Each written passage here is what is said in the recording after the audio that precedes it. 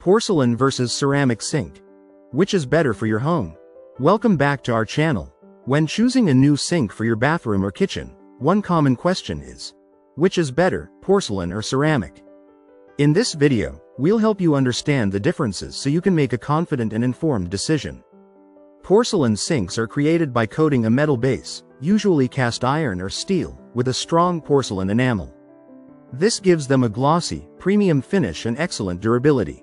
They resist stains, scratches, and heat, making them a great choice for busy households where the sink is used throughout the day.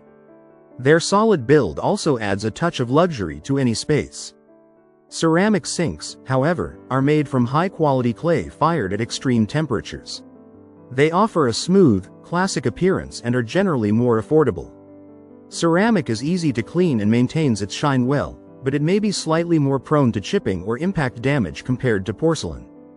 In this video, we compared durability, cost, maintenance needs, and style options.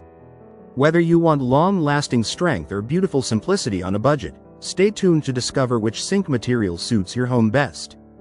If you like the video, give it a thumbs up and share it with your friends. For more useful and interesting information, subscribe to Engineer Ajay Lod's channel, How to Make My House.